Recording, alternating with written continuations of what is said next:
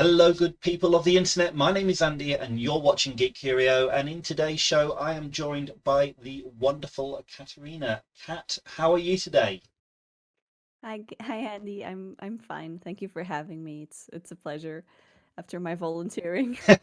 The pleasure is absolutely all mine. Thank you ever so much for volunteering. It was very brave of you to do that. So, um, obviously, we know each other through our mutual friend Hamish. I think we met each other because we were doing a lot. We basically were attending his streams that he does quite a lot, and we ended up talking. And obviously, I've known you. I've followed you twice now, I think, on Twitter. Not that sounds really bad. Um, Previous Twitter account I followed you, and my current Twitter account I followed you. And I've always been an admirer of the art that you do, especially the profile pictures that you do for people like Hamish, and also the other art that you just put out there. So my first question to you is, how did you get interested in art? Is it something that just a natural talent, or is it a passion of yours? I think the first time I actually started taking drawing seriously was during college because we had some really boring classes. But before that, I would sketch for the stories I wrote and made little comics that were very bad, but it would still bring me a lot of pleasure. Um, I think even though I've been doing art for so long, it sometimes still takes me a little bit to realize that I am doing art, that I'm an artist. I have to double check that. But it started as a way to put my stories into paper, but also as a sort of a venting way or a way to escape, or it's just so relaxing, the different types of things you can do. It's I know exactly what you mean when you said there about checking yourself. Am I an artist? Because I have that imposter syndrome as well. It's like, as you know, you normally hang around when I do the stream after Hamish. And I still don't consider myself an artist, but a lot of people seem to call me that, and I'm like, You are. You're an amazing artist. I love your minis, and I feel like as long as you're doing something and you're taking pleasure in it and you're having fun and it's something you want to do and you keep going, I think you're an artist. well, that means an absolute lot coming from you because, like I say, I've been watching the art that you've been producing for a while, and now we have a webtoon, an actual comic strip that you've been working with your good friend Lenore. Lenore? Yes. Yes. Yes. So, what can you Yeah. tell us about that? Okay. So, it all started as a as a Pathfinder campaign. We were playing a bit of an altered version of Rise of the Rune Lords, and Linod was a DM. Um, the story is a little bit about my character, Suri, who was the one of the characters of the party, and an NPC from her background, Handur. And when we finished the campaign last year, which was like a big win and was lots of fun, and it was great to actually finish the campaign, which is not something that a lot of people can say.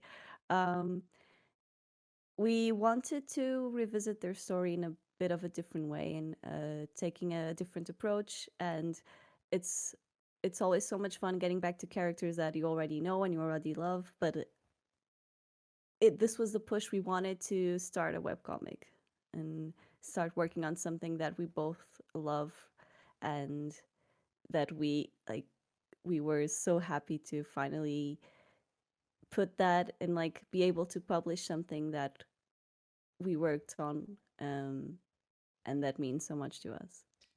I was wondering which one of you was Siri and which one was Handel. So I didn't realize that Handel was the was an NPC. Yeah. So yeah, it's he was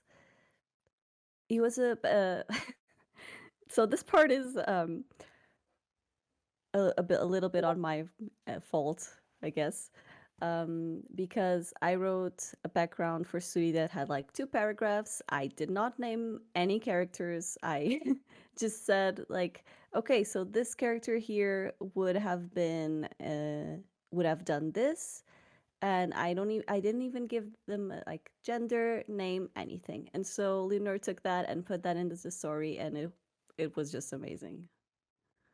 It's fascinating reading. I gotta admit, the first episode. Uh, I mean, I play a D&D as well. I don't play Pathfinder yet, but I'm very much invested in the background of my characters as well. And Suri has quite a traumatic past, doesn't she? Yeah. And I really felt quite a heightened sensation of terror that she had at the beginning. I won't go too much into the story because I want our viewers to go to the webtoons and to read it and check it out, because it just really, really compelled me. Like, Handa is a character I can quite easily identify. You know, the lawful good type guy. Um, Even though he does the right thing, he doesn't seem to get any benefit from it. I think. Well, I don't know where I'm going with that, but it's kind of like she does run away from him because Yeah. she's going through a hell of a lot of trauma at that time. Yep. And that's totally understandable. And he's not the sort of person who goes running after and getting them back. He's like, no, the best thing for her is to be her. He goes off Yeah. and does his own thing. But Yeah.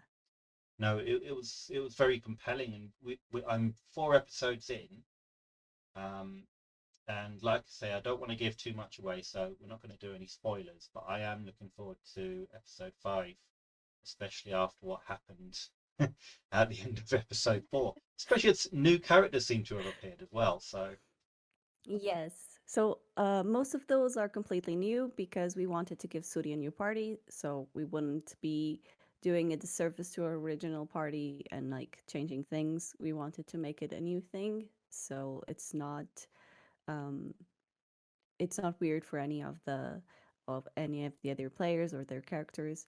Um, so the whole cast, other than Suri and Andur, is very different from the campaign. Um, but yes, like Endur is a lawful good character, but he goes through. Um, he also has a very traumatic past that we will get to more in the future. there's no way I And I'm can off the off cam just get some idea. I have to wait, do I? well, you can see from where they start that he, as the badge of the Reavers, which is the group Yes. that attacked her, her village. So I think you'll have that bit where you get like why he was with them or what happened there. Yes, a little bit more of an extensive view into that and how that affects him. And I think it's very interesting the way that it's spun into the story. Yeah, you can tell. You can tell there's good deep down in him. But obviously there's reasons why he was at that place at that time.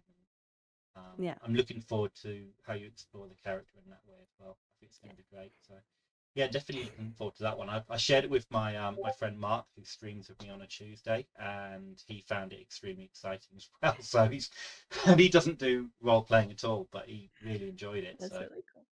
Thank you. Uh, it's interesting because we want to keep it in a way that is not just focused on the mechanics or the game because it will be open to everyone to see to understand and to read, but we want to keep that those elements that make it D- Pathfinder D&D related in there. So the sort of the magic and the classes a little bit as well. mhm.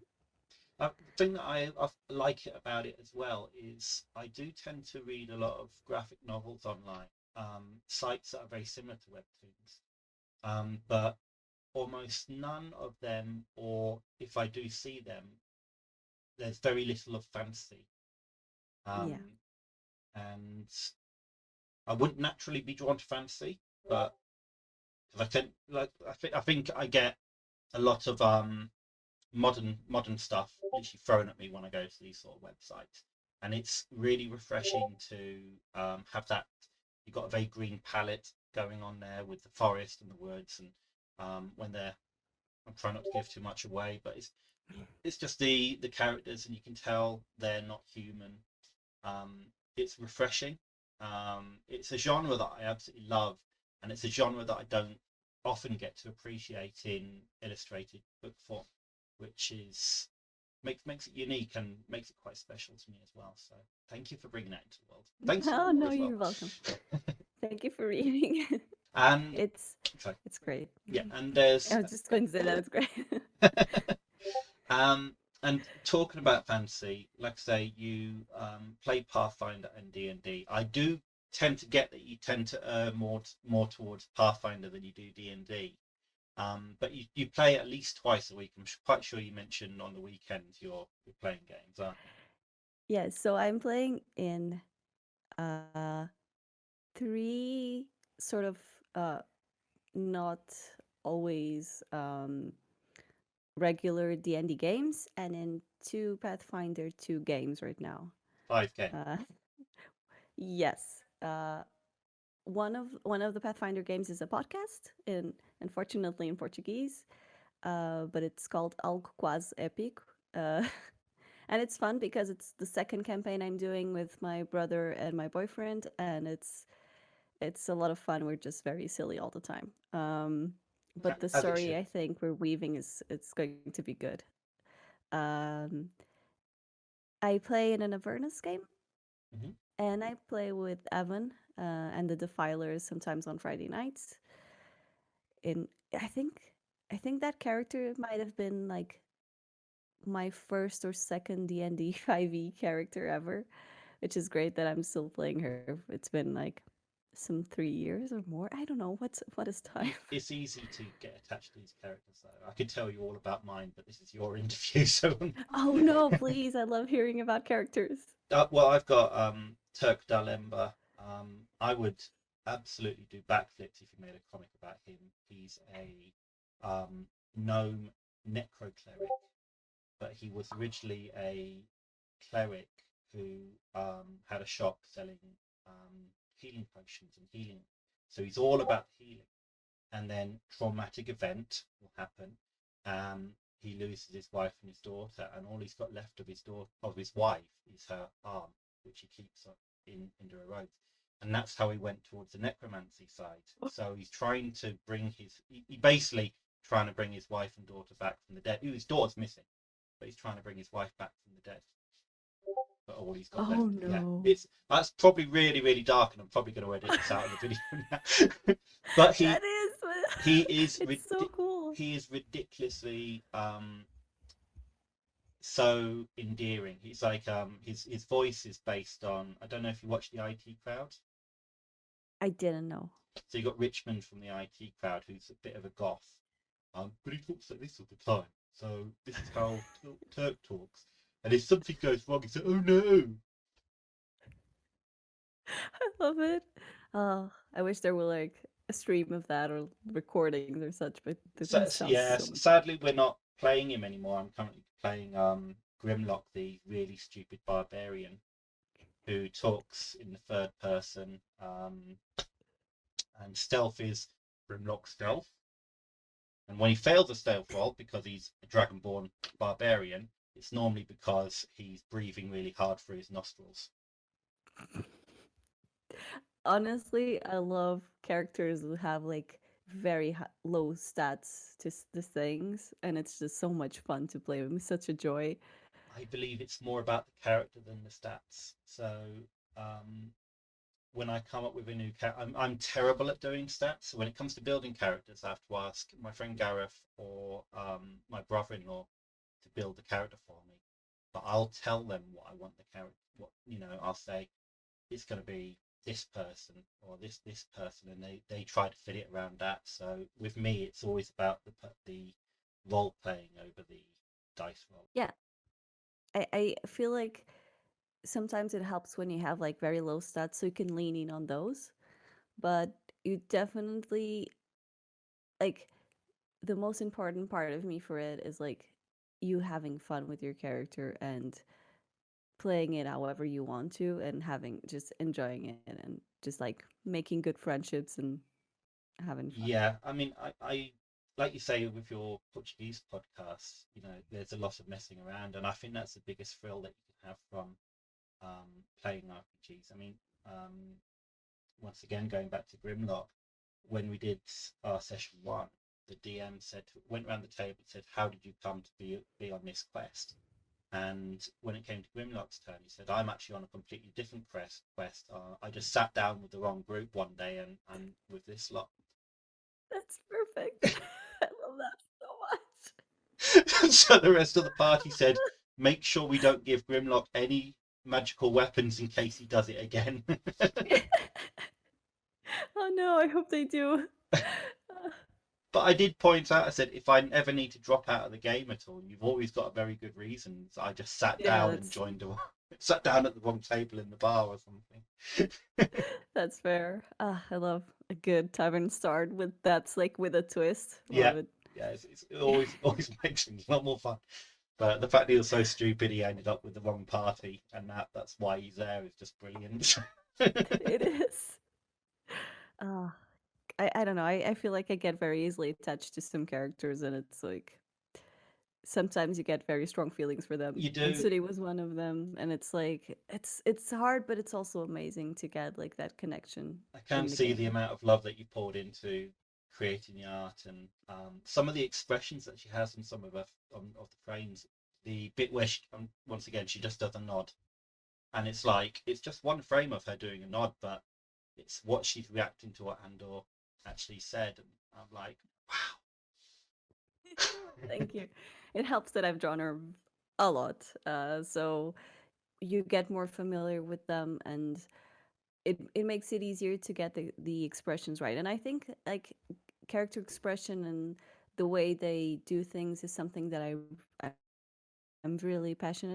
Hmm. I really like showing emotions through pictures, and doing that with my characters is like one of the things that I love the most. And I try to do that as well when I work with characters from other people, because I think that's for me the most important part of bringing a character to life. It's like giving their emotion, their Hmm. sense of personality through the drawing. Yeah, I mean that's something that I picked up. I say on that just one frame, I just found it so unbelievably powerful. So I'm absolutely gushing over you and your talent. How can you ever say Just that you very don't feel like an artist when you have that effect on me? One frame and she's just nodding, and it just says so much more than any words could ever say. I'm sorry, bad. but you are an artist. No, You're thank blushing you. now, and I I'm do just apologize, but you are. thank you. Just very bad at any sort of compliments and whatever. So yep. But yeah, I think it's one of the things that I'm more passionate about, and I think a comic is a good way to sort of translate that, and pairing it with Leonore's writing, and her work with the script, which is great. Um, it's wonderful, and I feel like so we've worked on 10 episodes so far, because we wanted to have like a big amount of them Yeah, out before we in release them. case life So we gets in the have way. 10. Yes, so we won't like have to rush every week. Um, but I feel like we've gotten a lot better, and I can't wait to get even better and to show you like all the things that have progressed and um, become different uh, in the art and in the storytelling. I'm really looking forward to the next episode. When can we see it, please? Uh, Tuesday, yeah, next Tuesday. Tuesday. Okay, Yes, so it's almost there. almost.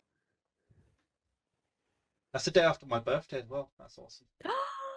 Wait, your birthday's on the 24th? Yes, yes. Okay, I'm going to add a note here. Oh dear. Andy's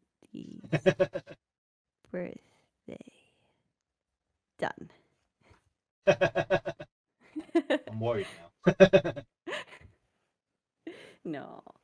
Um, yeah, I'm looking forward to that episode coming out as well. Yeah, I'm like I say, I'm looking forward to meeting the new characters. So definitely looking forward to that. So, Kat, my final question for you is: how would you encourage anyone wanting to get into doing art? What sort of first steps would you, what sort of advice would you give them? I think the most important thing I would say is to find something you like drawing. Like, just do it. Do it as often as you want. Just as long as it makes you enjoy it and happy, just do it over and over. If you want to repeat something, do it. If you want to make something new, if you want to try something new every day, just go ahead. Like, if you want to learn something new, trying to incorporate that in a way that you like. So, for example, if you have to do like background studies, but you really like drawing characters, try to do something that will incorporate the character in a thing that you would like. Just don't forget what you love about it. Thank you ever so much Yeah. for spending time with us today and giving up your time. It's been an absolute pleasure to have you on the show today. And what we'll be doing, we'll be putting lots of links in descriptions down here, for your Twitter, for the webtoons, for all the other sites that you got. So make sure you send those to me. And for those of you watching at home, thank you for sticking around. And definitely check out Catarina's Twitter profile. Definitely check out Second Chance, because it's fantastic so far, and you will be gripped by it definitely. So thank you ever so much, Kat, and we'll see you Thank soon. you for having me. Take care now. Bye bye.